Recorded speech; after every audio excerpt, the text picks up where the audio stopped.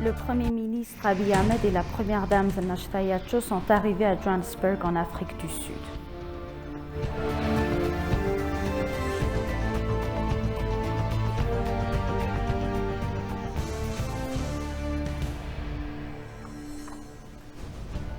Le ministre de l'Innovation et de la Technologie, Dr Beled Amolla, a déclaré qu'une attention particulière avait été accordée aux entreprises étrangères.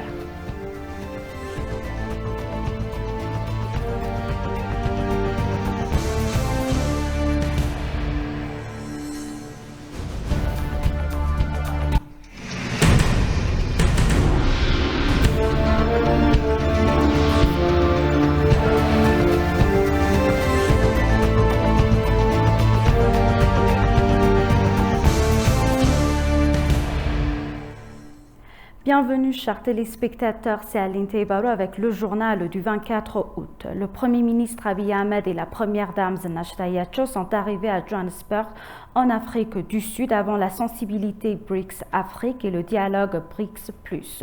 Le Premier ministre est également accompagné d'une délégation ministérielle selon le cabinet du Premier ministre. Le Premier ministre participera à African Outreach et BRICS+ Dialogue qui débutera aujourd'hui.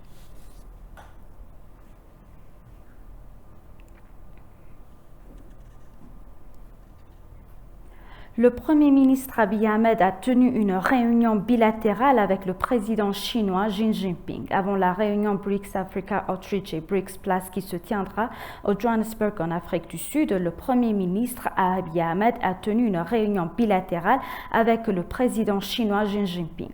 Les dirigeants ont exprimé leur désir de renforcer davantage les relations entre les deux pays et de créer davantage le lien dans les forums multilatéraux. Le président Xi Jinping a salué le leadership du Premier ministre dans sa déclaration du développement national et s'est engagé à soutenir le programme dans les efforts de paix et de développement, le secteur de la reconstruction et la promotion des investissements et des relations commerciales. Selon les informations du bureau du Premier ministre, le président Xi Jinping a également indiqué que la Chine accorderait à l'Éthiopie un allègement du paiement de sa dette due de 2023 à 2024, conformément à l'accord cadre commun.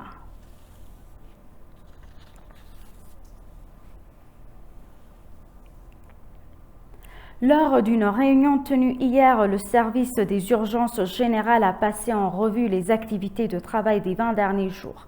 Dans son évaluation, il a confirmé que la plupart des zones de la région d'Amara sont revenues à des conditions normales grâce aux mesures prises lors des deuxième et troisième séries d'opérations militaires.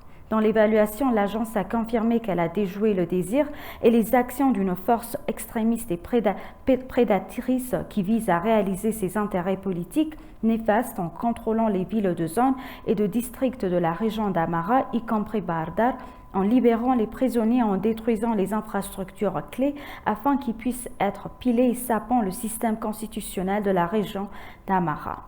Il a vu que la région d'Amara a été sauvée du vol de la destruction. En conséquence, les principales routes et lignes fermées vers Addis Abeba, y compris celles qui relient les zones de la région à la ville de Bardar, ont été ouvertes. Toutes les prestataires de services publics et privés ont commencé à fournir des services réguliers complets.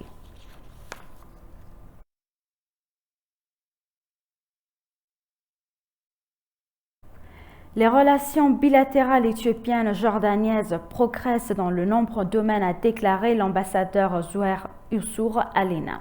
L'ambassadeur de Jordanie en Éthiopie, Zouhair Oussour, a déclaré que les relations avaient progressé dans de nombreux domaines, notamment dans le secteur des relations interpersonnelles, de la culture et du tourisme. Selon lui, une délégation éthiopienne à Amman envisage d'ouvrir une ambassade éthiopienne à Amman car plus de 33 000 Éthiopiens séjournent en Jordanie et c'est une très grande communauté.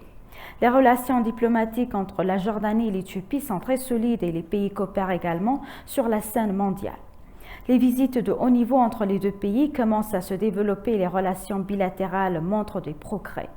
L'ambassadeur Oussour a indiqué qu'un accord dans le domaine de travail avait été renouvelé la semaine dernière, faisant référence à l'accord signé entre les représentants des deux pays pour réglementer le recrutement. L'ambassadeur a souligné que les échanges commerciaux entre l'Éthiopie et la Jordanie doivent être intensifiés car ils s'élèvent en environ $22 000 par an. Il a en outre révélé que le gouvernement jordanien avait fourni un terrain à l'église chrétienne éthiopienne de Tawaodo pour construire une église pour la communauté éthiopienne autour de lieux saints du Jordanie.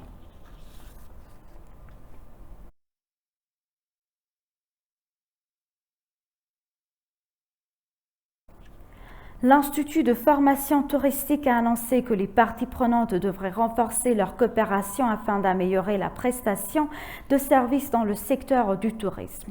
L'Institut a lancé un forum de discussion mensuel intitulé Tradition des leaders du tourisme avec les associations travaillant dans le secteur. Le directeur général adjoint de l'Institut, Yitasab Saoumou, a déclaré que la qualité de la prestation des services, le manque d'infrastructures et le manque de promotion appropriée font partie des problèmes observés dans le secteur. Afin de surmonter les problèmes, les institutions impliquées dans le secteur doivent travailler en étroite collaboration, a-t-il déclaré. Il a souligné que le forum mensuel contribuerait à un meilleur travail à cet égard. Il a notamment souligné que la participation et la coordination des parties prenantes devraient être renforcées afin de développer l'industrie du tourisme en améliorant les services qui préservent la couleur de l'éthiopianisme.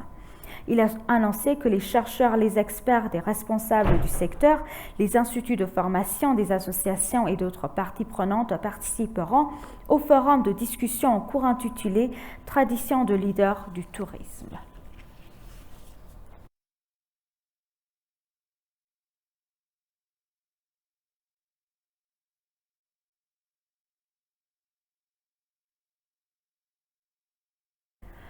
Le Centre de développement des ressources humaines de la TICAD pour les entreprises et l'industrie, un projet Kaizen, sera inauguré en octobre 2023, a annoncé l'ambassadrice du Japon en Éthiopie, Totakako. Le 30 septembre 2019, une cérémonie d'inauguration des travaux de construction de centres de développement des ressources humaines pour la commerce et l'industrie de TICAD a eu lieu autour d'une siège de l'Union africaine à Addis Abeba. La construction du centre a été financée grâce à une subvention du gouvernement japonais pour soutenir le développement de l'Afrique en renforçant les ressources humaines à temps après.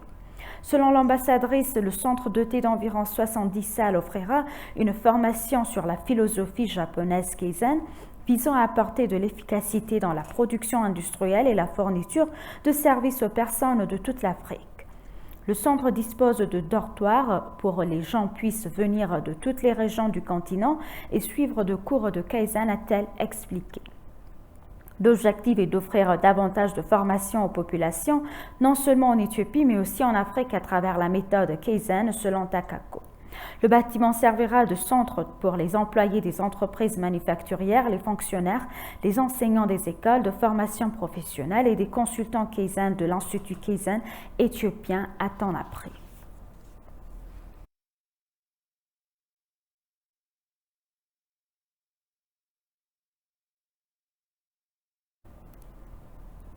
Et pour conclure le journal, le ministre de l'Innovation et de la Technologie, Dr Beled Amoulla, a déclaré qu'une attention particulière avait été accordée aux entreprises étrangères souhaitant investir dans le secteur de TIC en Éthiopie. La mise en œuvre à mi-parcours de la première phase du plan de développement décennal et l'évaluation de la deuxième phase du plan à moyen terme ont été réalisées en présence du Premier ministre Abiy Ahmed. Le ministre de l'Innovation et de la Technologie, Dr Beled Amoulla, a déclaré que l'une des questions soulevées dans l'examen concerne les performances et les orientations futures de la construction d'une économie numérique. Il a également déclaré qu'un système numérique est en cours de construction pour augmenter la production et la productivité et rationaliser la prestation des services gouvernementaux. Il a mentionné que le renforcement des capacités technologiques est essentiel pour assurer la prospérité globale de l'Éthiopie. Pour cela, il a souligné que le travail de promotion des innovations technologiques autochtones et de création d'une médiation favorable est en cours. Le ministre a également mentionné qu'un changement encourageant avait été enregistré grâce à la mise en œuvre d'un système de transactions et de paiement numérique impliquant les institutions de télécommunications et financières.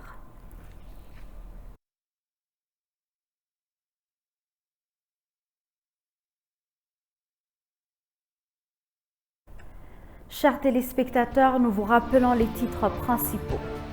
Le Premier ministre Abiy Ahmed et la Première dame Zinash Tayacho sont arrivés à Johannesburg en Afrique du Sud.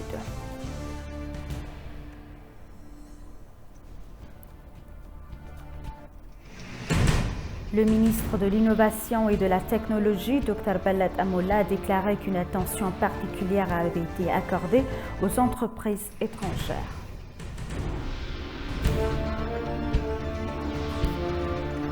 Merci chers téléspectateurs, c'est la fin du journal. C'était Aline Taibaro avec le journal. Restez avec nous avec le reste des programmes.